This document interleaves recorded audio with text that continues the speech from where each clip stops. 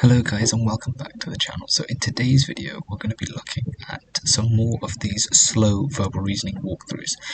So I know that this is something which I've been a little bit delayed in putting out, but I think that this will be useful for you guys to kind of understand and appreciate the way that I might be doing some of these questions, as well as talking through some of the methods and ideas that you guys may have seen me discuss earlier and previously in my other walkthrough videos, especially in my long verbal reasoning videos. It's about 40-50 minutes. If you guys haven't seen that yet, you can go to the verbal reasoning playlist on my channel, and you can see exactly how I try to break down some of the best unorthodox techniques, not just things like read faster or do things faster. It's kind of tips and actual strategies you can try to implement in your kind of like daily practice to be able to help you boost your VR score. Okay, so what we're going to be doing is we're going to be taking you through two sets of questions, exactly the same as what I did last time, and using that kind of idea so you guys can I'll be slowing down my thoughts so you guys can understand exactly where I'm approaching this one. Okay, so one of the things that I've mentioned, so if we get straight into it, is that I normally dictate whether I want to do a set of questions or whether I want to do a passage, not based off the questions but actually based off the passage itself. So this is quite a short one, so I probably would end up doing this. So let's have a look at this. So the question says, which of the following is a false positive error? So this is one of the times where you can use guessing, okay, because remember what I said, they won't really lie to you, and if you know how false positives work, then you should be able to hopefully do this question. So what I'm going to do is I'm going to take you through perhaps the proper way to do it, and then what I would have done instead. So the proper way to do it, so you see false positive error, you've got a keyword here, let's go hunt it. Okay, so you are walking along a path through the jungle, and you hear a rustle in the undergrowth. A pang of fear clutches at you, another rustling sound, and you run down the path as quick as you can. Why did you do this? You believe there was an animal, possibly a predator, about to jump out at you. However, the rustles were caused by a gust of wind. You have made a false positive error. So here, this question is a little bit harder than your typical VR one, because they're trying to get you to understand an idea. So here you thought that a rustle equaled a predator. So which of the following is a false positive error? Some children at school have measles, so we must vaccinate ours. I can't really relate that to this. Only one child at school has measles, so it's not worth vaccinating ours. Once again, it's not really relevant. Our child has a fever, so we must vaccinate him for measles. So we're trying to draw a link. So fever equals measles, right? That's what happened here. So we thought rustling equals predator. So this is probably going to be our answer. D says our children have fevers, but it's too late to vaccinate them for measles. That's not really relevant again. So C is the only one that makes the link. However, that wouldn't have been the way that I would have done it. I would have used my intrinsic knowledge, I guess, of kind of knowing what false positives and true positives and stuff like that are, and I guess maybe that's because I have a little bit of medical experience to some extent. So false positives are when a result shows up as positive when it's not meant to be. Okay, so here, for example, is the idea that, okay, there's not a predator here, but the rustling, you associate that, and then I can add the error on top to kind of figure it out. So the point here is there has to be a link between two ideas, and only in C is there that link between, okay, fever equals measles. The other ones, it doesn't really talk anything about that. Okay, so yeah, I would say that the answer here is going to be C. So here you can really see how you didn't necessarily actually have to properly read the passage to understand what's going on. Okay, so let's move on. It is important for young children to identify patterns as they grow up because it enables them to cope with everyday living. It stops them being afraid. They learn better from their parents. They can recognize dangerous situations. So I would say I would rule out C immediately because it doesn't really make sense. It stops them being afraid. I would say that I would probably rule that one out as well. So now I'm looking between A and D.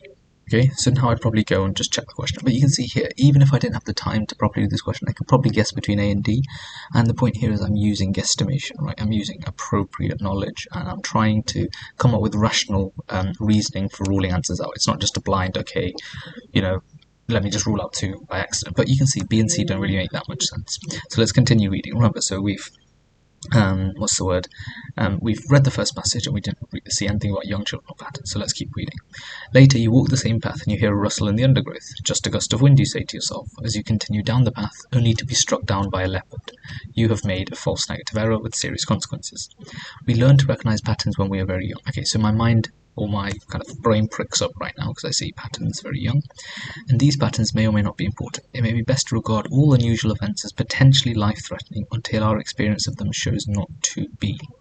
So I would say that it says about life-threatening, so it insinuates more of my answer being D. So a lot of people here that might not be enough for them. They might say, well, I don't really want to conclude that yet. I feel like my answer's not strong enough. And I think that's one of those things you have to kind of like think about. So one of the things I always say in my videos is nothing changes if nothing changes, right? So you keep doing the same things, you're going to keep getting the same results. So, in verbal reasoning, that's one of the areas where I can't really help you guys too much, right? In decision making and QR, there's definitely faster ways to do questions, and there's lots of little techniques and tips and tricks and things you can utilize. But with verbal reasoning, it's about making little changes here and there. So here, for example, it's kind of the idea of, what, I think it's more D than A. I'm not 100% certain, but I don't have the time to be 100% certain. I'm just going to put it down and move on. Great. Okay? And taking those kind of, having the kind of mental capacity to take that decision. Okay, you know what, I'm going to choose this answer, I'm going to move on, will lead to better gains in the long run. Because if I'd taken another 20-30 seconds to be able to try and figure this out, I probably would have still kept my answer as D, but it would have been a waste of time. Okay? So importantly, those little 20-30 seconds you can gather on some of these questions where you're a little bit more unsure about, it's fine. You remember, the idea of the Ucat isn't to get 100%, but you're just trying to maximize what you can get. And so therefore, if you think you roughly have an answer, put it down, move on, okay? And take that time and use elsewhere in some other questions, for example. Okay? So yeah, that's what I would do here. Let's keep going. So some harmless prey animals mimic the warning colours of a related poisonous species. A hungry predator finds harmless prey and makes... Okay, so with all these options here, I think they're going to eat it. So the predator is going to eat the harmless prey. So if it eats the harmless prey, it's not going to be poison, so it can't be B and C. It's between A and D. But if it's mimicking the warning colour and it finds harmless prey, so remember the whole idea of false positive error is like so here, remember Russell, you thought there was a predator and then you kind of ran away. So here, if it was a false positive error, the predator wouldn't have eaten it, right? They would have just ignored it. So therefore it must be false negative because it's eaten it. And we know it's eaten it because it says has a meal. And the reason why it has a meal and not poisoned is because it is harmless at the end of the day. Okay? Makes sense? I think that was quite a nice passage actually, but it might have been difficult if you didn't really understand the idea of the false positive, false negative. And of course it does help having some prior knowledge behind it, and that's one of the things and one of the ideas that I talk about in my video where I detail how you can properly guess and how you can properly use your techniques and ideas to be able to assist you in questions even without properly reading the passage. Okay, so let's move on to our second set of questions then. Oh, actually, sorry, there's one more here. So, identifying false positive errors is important in medicine because the risks in vaccination are very high, patterns in disease are difficult to identify, inappropriate treatment may be prescribed, brain damage may be difficult to observe. Immediately, I'd rule out D, brain damage would be difficult to observe, and probably A as well, because I think that they're too narrow. I think that's the idea. It says important in medicine, and then it talks about vaccination here and just brain damage here. The kind of two quite narrow ideas, essentially. Okay, so if we keep going, however, we'll look at false positive errors. So false positive errors are common in everyday life, sometimes producing bad outcomes. The parent who says, I do not wish my child to be vaccinated against measles because there is a risk of brain damage, is not evaluating the risk involved in contracting measles at a later date. Comparing risk shows that the much higher risk of catching measles with a devastating outcome far outweighs the minuscule risk involved in vaccination.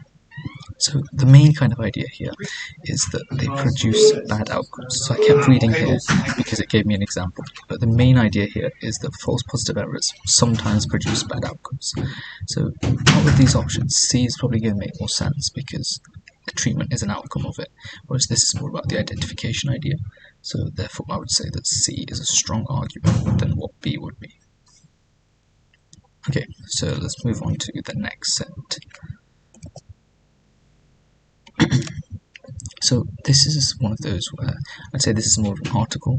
However, what we have to remember here is I'm not necessarily the biggest fan of article passages, but it is a shorter passage, it's quite a short, so I probably would still do it. Okay, so if you guys haven't watched my video already, I talk about there is article passages, historical passages, and scientific passages. My favourite are probably the scientific ones, and the others probably about 50-50. But with the article ones, especially something like this, I normally wouldn't do, especially if it was longer, because, this is something I have no knowledge about at all. But because it's shorter, I think it will probably end up being okay. So, the activity referred to in the passage, which best suggests that the 18th century was a social period, is, and it gives us 4 examples here. So, this is a perfect example of a question you can guess. So just read this. So it's trying to find out which activity suggests that the 18th century was a sociable period. So embroidery, reading books, visiting friends, or writing diaries. So I would say there's only one option here which actually only talks about social, like is related to being social, right, which is visiting friends, because it actually talks about other people as well. So I think only C is a relevant argument here, a relevant answer. Once again, I haven't even touched the passage yet. So the reference to discrepant awareness can best be understood to refer to the word. Okay? So let's read this. Epistolary novels became popular in England during the 18th century, but after circa 1800 the form fell out of favour. Their popularity grew in response to social change. After circa 1700, many upper-class women achieved a high level of literacy and enjoyed greater leisure time than had their predecessors. Time was occupied with visits, communicating with friends and relatives through newsfilled letters, reading and embroidery. Understandably, two of these interests encouraged this literary genre. Epistolary novels, usually written in letter form, might also include diary entries. Authors could create a sense of realism by imitating real-life situations. Letters helped develop plots, change perspectives, and show aspects of characters without relying on all-knowing, ever-present narrators. Polylogic novels are the most popular type, 3 or more authors contributing at the same time. This allowed the use of discrepant awareness, so my eyes and my ears are pricked up a little bit. Actually, now that I think about it, I do see the word realism here. And it says where reader and certain characters are aware of events not revealed to others. So I think the idea here is it's saying that the discrepant awareness is used when you have multiple characters and their aspects of writing. And since realism is mentioned here, I'll be completely honest, I'm not entirely sure with this answer, but I would probably just put B and move on. Reason being, once again, if you're not entirely sure, fine, no problem. It's not about getting every question, but get a rough idea of it, right? Have a think about what kind of roughly makes sense. And so here, I know it's perhaps not the greatest logic, but I told you guys I was going to talk you through what I was thinking. Realism is mentioned here, seems somewhat appropriate. I'm going to put it and move on. I'm not going to waste that 20-30 seconds, because you don't want to be fighting a losing battle, essentially. I think that's the idea. Take whatever you can here, and I'm sure that I'll be able to do other questions much, much better. Okay, so on to the next question. So which of the conclusions can we draw from the passage? I'm going to skip this immediately, and we're going to come back to it. So the word polylogic, as used in the passage, can be best understood to refer to the number of. I remember reading polylogic here, and it said had 3 or more authors contributing at the same time. So this is where the memory bit is vital. Okay, so the memory bit is going to be absolutely kind of crucial in terms of the way that, it's not just good enough to read passages. It's the important bit is about remembering them. And I think that's one of the reasons why sometimes skimming can be counterintuitive. Sometimes, like, you might skim so fast that you don't actually take in info, which is why I prefer to do a bit more of a deep skim. Obviously, I won't be reading as slowly as I'm doing right now.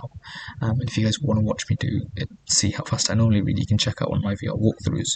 But this is kind of, this is what I normally try to do. Just take a little bit more of a deep skim so I can understand things a bit better, so I can do further questions a bit faster. Okay? So I would say letter writers, because 3 or more authors. Okay, let's keep going. Okay, and so now we're going to go back to this question. Which of the conclusions can be drawn? So modern readers do not have sufficient time to read epistolary novels. Okay, it says 21st century writers are unable to use this style effectively. Epistolary novels are only popular in 18th century English. So I'm going to rule out this one because I remember the first line saying they became popular, but this is one of those classic questions where only, is quite a big qualifier. That's wrong.